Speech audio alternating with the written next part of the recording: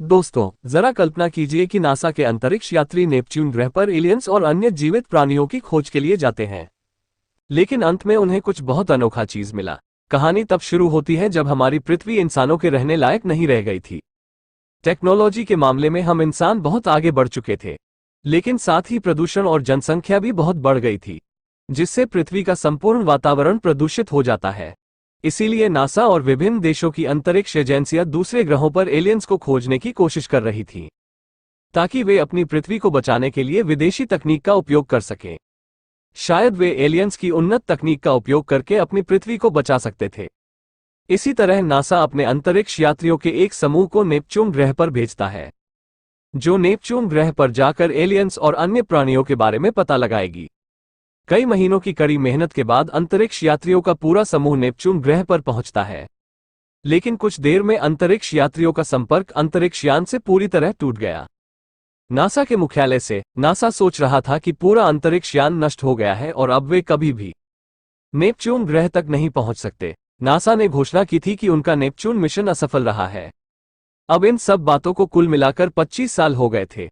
हालांकि NASA Neptune ग्रह तक नहीं पहुंच पा रहा था, लेकिन उन्हें लगातार नेपच्यून ग्रह से कुछ न कुछ ऐसा खतरनाक व्यू नजर आ रहा है, जो हमारी पृथ्वी के पर्यावरण को नुकसान पहुंचा रही थी। आखिर किसी को अंदाजा नहीं था कि इन खतरनाक लहरों से कैसे बचा जाए।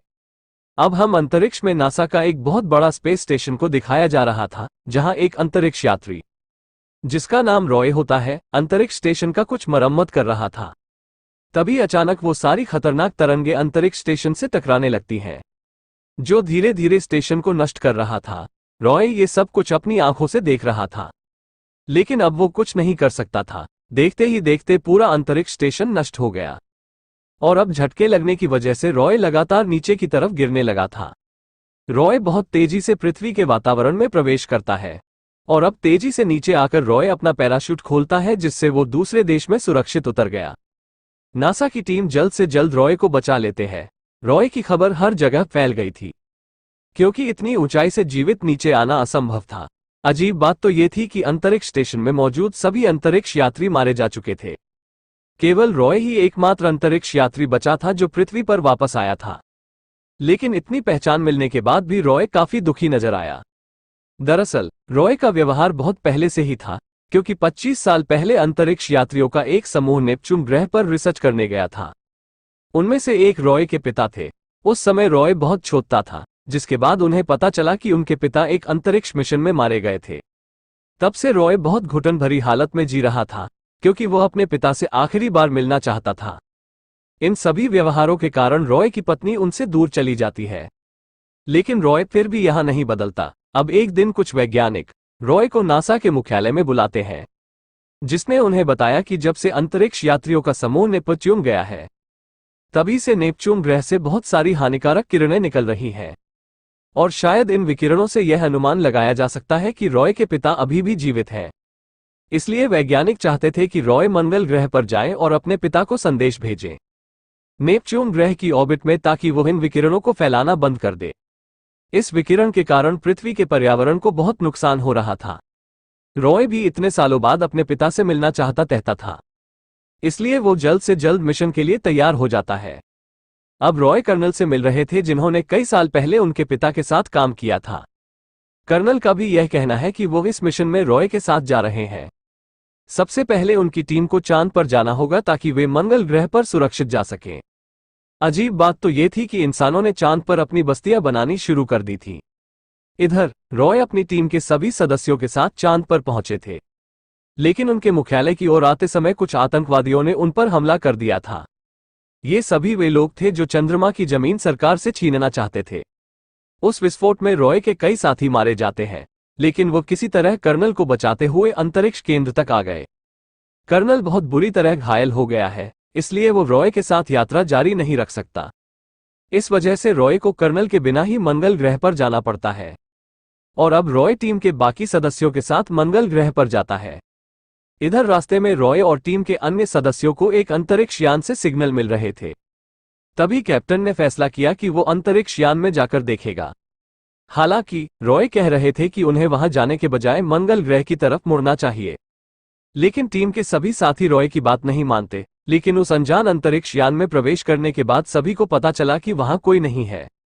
तभी अचानक वहां एक बेहद खतरनाक चिंपैंजी आ जाता है, जिसने कैप्टन और बाकी लोगों को देखते ही उन पर हमला कर दिया था। रॉय तुरंत बाकी अंतरिक्ष यात्रियों को दूसरे कक्ष में ले आता है और उस पागल चिंपैंजी को एक कमरे में बंद कर देता है और वहां का एलॉक खोल देता है, जिससे चिंपैंजी की मौत हो गई क्योंकि उसे ऑक्सीजन नहीं मिली। लेकिन यहां चिंपैंजी ने कैप्टन को पूरी तरह से घायल कर दिया था, जिसके कारण कैप्टन की मृत्यु हो जाती है। रॉय और उनके अन्य साथी इस बात से बहुत दुखी थे, लेकिन फिर भी वे ये सब चीजें छोड़कर मंगल ग्रह की ओर बढ़ने लगते हैं। अब कई घंटों बाद रॉय और उनकी टीम मंगल ग्रह पर पहुंच गई थी। मिशन कमांडर और बाकी सभी लोग रॉय को एक कमरे में बैठाकर उसे एक पत्र पढ़वाकर उसके फादर को भेज रहे थे। इसमें पेपर के अंदर जो भी सारी बातें लिखी थी वो रॉय को वसा का वैसा ही कहन था। 2 बार कोशिश करने के बाद भी उनके पिता का रिप्लाई नहीं आया, तो रॉय ने आखिरी बार कोशिश की, लेकिन वो इस बार वो कागज पर लिखी बातें नहीं कहते बल्कि अपनी भावनाएं व्यक्त करता है अपने पिता के प्रति। रॉय अपने पिता से बात करते समय बहुत इमोशनल हो चुका था, लेकिन तभी कमांडर रॉय के पास आता है अपने अन्य दोस्तों के साथ। हैरानी की बात तो ये थी कि इस बार उन्हें रॉय के पिता की ओर से जवाब मिला था, जो नेपच्यून ग्रह पर मौजूद था। लेकिन अब कमांडर चाहता था कि रॉय पृथ्वी पर वापस चला जाए, क्योंकि उन्होंने कागज में लिखे शब्दों को न बोलकर एक महत्वपूर्ण नियम तोड़ा था। तभी रॉय को उसे वापस धरती पर भेजने की योजना शुरू हो गई थी। अब रॉय के पास वो के मिशन डायरेक्टर आ जाती है। डायरेक्टर को रॉय के पिता के मिशन के बारे में बहुत कुछ पता था। वो रॉय को अपने पिता का एक वीडियो फुटेज दिखाती है जब उसके पिता ने उसे कई साल पहले यहां पर भेजा था। जब रॉय वो वीडियो देख रहे थे तो उनके पिता कह रहे थे कि हम सभी नेपच्यून ग्रह पर एलियंस और अन्य प्राणियों को खोजने के लिए यहां आए हैं। हालांकि हमें कुछ सफलताएं मिली, लेकिन बाकी सदस्य इतने वर्षों तक इंतजार करते करते थक गए थे और अब वे इन सभी मिशनों को आगे बढ़ाने के लिए मानसिक रूप से सक्षम नहीं हैं। इसलिए टीम के अन्य सदस्यों ने निर्णय लिया कि वे पृथ्वी पर वापस जाएंगे। लेकिन रॉय के पिता ऐसा बिल्कुल नहीं चाहते थे। उनका मानना था कि हमें एडवांस एलियंस का पता लगाना चाहिए और यहां से चले जाना चाहिए। अतः बहुत अनुरोध करने के बाद जब टीम के सभी सदस्य पृथ्वी की ओर बढ़ रहे थे, तब रॉय के पिता ने उनके सभी साथियों का लाइफ सपोर्ट सिस्टम बंद कर दिया था। इससे लॉन्च से पहले ही सभी अंतरिक्ष यात्रियों की मौत हो गई। डॉक्टर इसलिए इमोशनल हो गए क्योंकि सभी अंतरिक्ष यात्रियों में उनके मां और पिताजी भी शामिल थे, जिसे रॉय के पिता ने जानबूझकर मार डाला। रॉय ये सब जानकर बहुत हैरान है क्योंकि वो हमेशा अपने पिता को हीरो मानता है और वो उनका बहुत सम्मान भी करता था। लेकिन रॉय ने कभी नहीं सोचा था कि उनके पिता इतना बुरा काम करेंगे। डायरेक्टर रॉय को एक और बात बताते हैं कि नेपच्यून ग्रह से हमारी पृथ्वी पर आने वाली सभी विकिरणें किसी और जगह से नहीं बल्कि आपके पिता से आ रही हैं और तुम्हें जानबूझकर यहां लाया गया और उनसे बात की गई ताकि मिशन कंट्रोल तुम्हारे पिता की लोकेशन का पता लगा सके। और अब उन्हें इस बारे में पता चल गया था, इसीलिए एक टीम बृहस्पति ग्रह के लिए रवाना होने की तैयारी कर रही थी ताकि वे रॉय के पिता के पूरे अंतरिक्ष यान को नष्ट कर सकें। तभी रॉय डायरेक्टर से मदद के लिए रिक्वेस्ट कर रहा था ताकि वो अपने पिता से आखिरी बार मिल सके।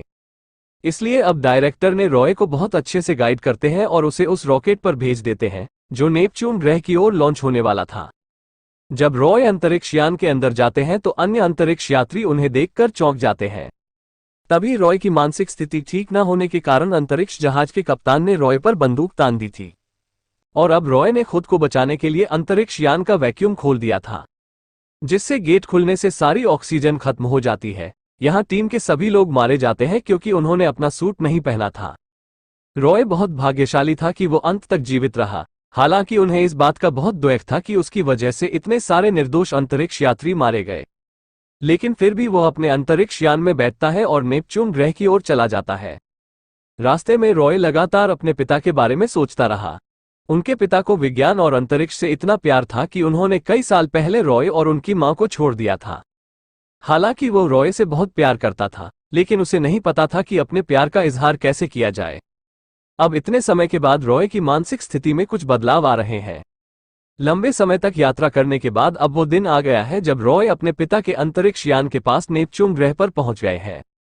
रॉय तुरंत अंतरिक्ष यान में गए, जहां रॉय ने देखा कि कई अंतरिक्ष यात्रियों के शव पड़े हुए हैं।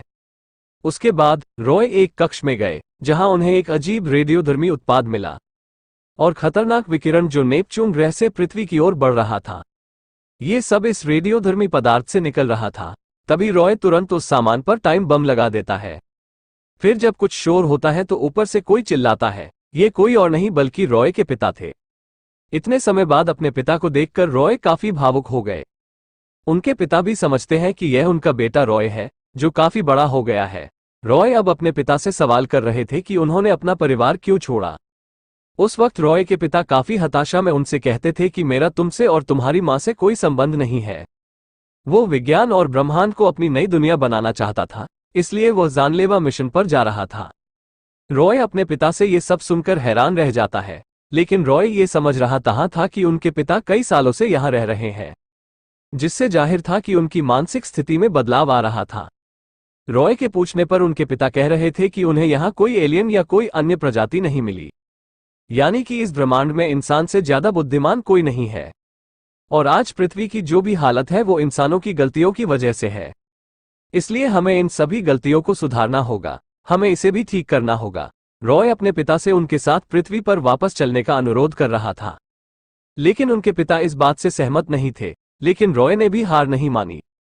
उसने अपने पिता को भावनात्मक रूप से ब्लैकमेल किया था, ताकि एक समय पर रॉय के पिता उसके साथ जाने के लिए तैयार हो जाते हैं।